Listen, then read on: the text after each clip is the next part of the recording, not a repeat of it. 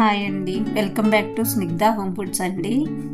ఈరోజు మా ఇంటిలో చికెన్ కర్రీ ఎలా తయారు చేస్తున్నానో చూపిస్తున్నానండి. నేను ఒక 1/2 కిలో చికెన్ తీసి కడిగి క్లీన్ చేసుకొని పక్కన పెట్టుకున్నాను. అలాగే దానిలో ఒక 3 స్పూన్లు కారము, కొంచెం ఉప్పు, కొంచెం పసుపు, అలాగే కొంచెం పెరుగు వేసి శుభ్రంగా కలిపేసి పక్కన ఉంచుతానండి. ఒక 10 నిమిషాలు, పావుగంట అలాగా. అది ఎందుకంటే అలా మొత్తం అలా చేయడం వల్ల శుభ్రంగా ఉప్పు కారం అది ముక్కలకి పడుతుంది కదండి, అందుకని నేను అలా కలిపేసి పక్కన పెట్టుకుంటాను. మీరు కూడా ఇలాగే చేస్తారా అండి? అలాగే ఇలా పక్కన పెట్టుకొని ఒక 10 నిమిషాలు తర్వాత దీనికి కావాల్సిన ఉల్లిపాయలు కట్ చేసుకుంటానండి. 2 పెద్ద ఉల్లిపాయలు తీసుకున్నాను నేను. అలాగే ఒక 4 పచ్చిమిర్చి కూడా తీసుకున్నాను. వీటిని కట్ చేసి ముక్కలుగా కట్ చేసి పక్కన ఉంచుతాను. అలాగే మసాలాకి ఒక పెద్ద ఉల్లిపాయ తీసుకున్నాను. ఒక ఇంచు అలా ఉంటుంది అల్లం ముక్క తీసుకున్నాను. ఒక 1/2 వెల్లుల్లిపాయలో 1/2 రేకలు తీసుకున్నాను.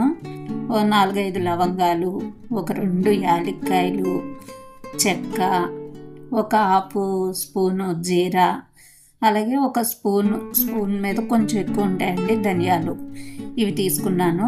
ఈ మొత్తం కలిపి మసాలా చేసి ఉంచుతానండి. అలాగే మన స్నిగ్ధ హోమ్ ఫుడ్స్ ఛానల్ని సబ్స్క్రైబ్ చేసుకోండి. అలాగే లైక్ చేయండి. మీరు లైక్ చేయడం వల్ల నేను చేసే వీడియోస్ ఇంకొంతమందికి వెళ్తాయండి. నా ఛానల్ని లైక్ చేసి సబ్స్క్రైబ్ చేసి షేర్ చేయండి ప్లీజ్. ఇప్పుడు ఉల్లిపాయలు మసాలా ముద్ద రెడీ చేసుకున్నానండి. అలాగే ఉల్లిపాయలు కూడా కట్ చేసి ఉంచుకున్నాను.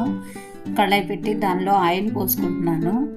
ఈ ఆయిల్ వేడెక్కిన తర్వాత మనం కట్ చేసి పెట్టుకున్న ఉల్లిపాయలు, 2 బిర్యానీ ఆకులు, అలాగే కొంచెం ఉప్పేసి ఉల్లిపాయలని బాగా మగ్గిస్తానండి దగ్గరికి. ఉప్పు వేయడం వల్ల ఏంటంటే ఉల్లిపాయలు తొందరగా మగ్గుతాయండి, అందుకని కొంచెం ఉప్పు వేసుకుంటాను. నేను ప్రతి దానిలోని రాళ్ళు ఉప్పే వాడతానండి. ఎటువంటి సాల్ట్ అన్నది మాత్రం కూరల్లో అసలు వాడను. ఇప్పుడు ఉల్లిపాయల దగ్గరికి మగ్గిపోయినాయి కదండి, ఈ మగ్గిన దానిలోనే మసాలా కూడా వేయిస్తానండి పచ్చివాసన పోయేంత వరకు. నేను చేసే ప్రాసెస్ ఎలా ఉందో కామెంట్ బాక్స్లో కామెంట్ చేయండి. మీరు ఇలాగే చేస్తారా అండి? మీరు ఎలా చేస్తారో కూడా చెప్పండి. మన ఛానల్ని లైక్ చేయండి, షేర్ చేయండి, సబ్స్క్రైబ్ చేసుకోండి ప్లీజ్.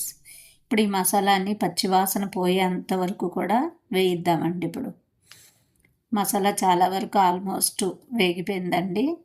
ఇప్పుడు దీనిలోని చికెన్ వేసేసుకుందామండి. చికెన్ వేసుకొని శుభ్రంగా ఈ మసాలా అంతా దీనికి కలిసేటట్టుగా కలిపేసి మూత పెట్టుకొని సిమ్లో పెడదామండి. చూస్తున్నారు కదా, మసాలా అంతా దీనికి ఫుల్గా కలిసిపోయేటట్టుగా కలిపేసి మూత పెట్టుకొని సిమ్లో పెడదాము. మూత పెట్టుకొని సిమ్లో పెట్టుకొని ఒక 10 నిమిషాలు అలా ఉంచితే దీనిలో చికెన్లోంచి వాటర్ వస్తుంది కదండి, ఆ వాటర్కే చికెను ఉడికిపోతుంది అనమాట. చూడండి ఎలాగా శుభ్రంగా దగ్గరికి మగ్గిపోయింది చికెను. చూసారు, ఎలా కట్ చేస్తే కట్ అయిపోతుంది. ఆల్రెడీ ఉడికిపోయినట్టే, కాకపోతే కొంచెం గ్రేవీలా ఉండాలనేసి వాటర్ పోసుకుంటున్నాను నేను. వాటర్ పోసుకొని కొంచెం మళ్ళా ఒక 10 నిమిషాలు మూత పెట్టి సిమ్లో పెడతాను. ఇంకెక్కడైనా ఏదైనా చిన్నది ఉడకాల్సింది ఉంటే ఉడికిపోతుంది మొత్తము. మన ఛానల్ని సబ్స్క్రైబ్ చేసుకోండి please. Chicken curry almost ready అయిపోయిందండి. ఇంకా స్టవ్ ఆఫ్ చేసేద్దాము. స్నిగ్ధ హోమ్ ఫుడ్స్ ఛానల్ని సబ్స్క్రైబ్ చేసుకోండి.